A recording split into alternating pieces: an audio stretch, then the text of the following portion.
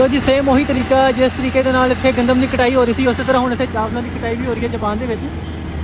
ਇਸ ਮਸ਼ੀਨ ਦਾ ਵੈਸੇ ਯਾਰ ਇਹ ਬੜਾ ਫਾਇਦਾ ਹੈ ਕਿ ਜਿਸ ਨਾਲ ਤੇਜ਼ ਹਵਾ ਚੱਲਣ ਦੇ ਨਾਲ ਫਸਲ ਬਹਿ ਜਾਂਦੀ ਹੈ ਨਾ, ਤੇ ਫਿਰ ਜਦੋਂ ਹੱਥ ਨਾਲ ਕਟਾਈ ਕਰਦੇ ਨੇ ਲੋਕ ਤੇ ਉਹ ਬੜੀ ਮੁਸ਼ਕਿਲ ਹੁੰਦੀ ਹੈ। ਲੇਕਿਨ ਇਸ ਮਸ਼ੀਨ ਨੂੰ ਕੋਈ ਫਰਕ ਨਹੀਂ ਪੈਂਦਾ ਕਿ ਫਸਲ ਬੈਠੀ ਹੋਈ ਹੈ ਸਿੱਧੀ ਹੈ, ਅੱਛੀ ਹਾਲਤ ਹੈ ਬੁਰੀ ਹਾਲਤ ਦੇ ਵਿੱਚ ਇਹਨੇ ਕੱਟ ਦੇਣੀ ਹੈ ਹਰ ਚੀਜ਼।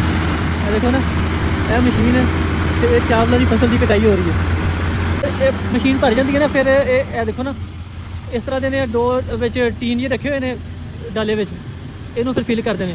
ਤੇ ਜਿਹੜੀ ਮਸ਼ੀਨ ਹੁੰਦੀ ਹੈ ਨਾ ਇਹ ਇਸੇ ਤਰ੍ਹਾਂ ਰੋਡ ਦੇ ਉੱਪਰ ਚਲਾ ਕੇ ਨਹੀਂ ਲਿਆਈ ਜਾਂਦੀ ਇੱਥੇ ਜਾਪਾਨ 'ਚ।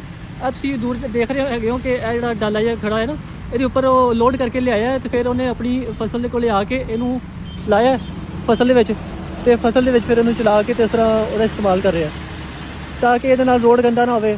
ਇਸ ਤਰ੍ਹਾਂ ਦੀ ਮਸ਼ੀਨਾਂ ਵਗੈਰਾ ਜਾਪਾਨ ਦੇ ਵਿੱਚ ਇਸ ਤਰ੍ਹਾਂ ਮੇਨ ਰੋਡ 'ਤੇ ਚਲਾਉਣਾ ਮਨਾ ਹੈਗੀ ਹੈ, ਇਸ ਲਈ ਫਿਰ ਇਹਨੂੰ ਲਿਆਉਣ ਵਾਸਤੇ ਕਿਸੇ ਨਾ ਕਿਸੇ ਟਰੱਕ ਦਾ ਹੋਣਾ ਜ਼ਰੂਰੀ ਹੈ ਤੁਹਾਡੇ ਕੋਲ, ਜਿਹਦੇ ਵਿੱਚ ਤੁਸੀਂ ਇਹਨੂੰ ਲੋਡ ਕਰਕੇ ਲਿਆਓ। ਇੱਕ ਮਤਲਬ ਹਰ ਚੀਜ਼ ਦਾ ਤਰੀਕਾ ਕਾਰ ਹੈ ਇੱਥੇ ਨਾ, ਉਸ ਤੋਂ ਹਟ ਕੇ ਕੰਮ ਨਹੀਂ ਕੀਤਾ ਜਾਂਦਾ, ਤਰੀਕੇ ਦੇ ਨਾਲ ਹੀ ਕੰਮ ਕਰਦੇ ਨੇ ਜਾਪਾਨੀ ਲੋਕ।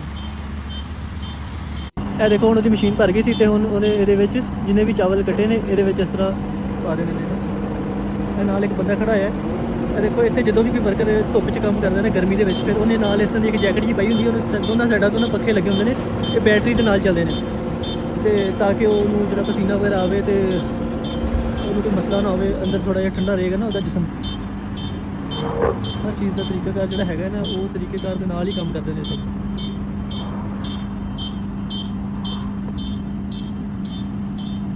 ਹੁਣ ਇਹ ਜਿਹੜਾ ਪਹਿਲੇ ਵਾਲਾ ਭਰ ਗਿਆ ਉਹਦਾ ਦੂਸਰਾ ਜਿਹੜਾ ਉਹ ਖਾਲੀ ਹੈ, ਬੈਕਅਪ ਤੇ ਰੱਖਿਆ ਉਹਨਾਂ ਨੇ ਹੋਰ। ਜਦੋਂ ਪੂਰਾ ਫਿਲ ਹੋ ਜਾਏਗਾ ਫਿਰ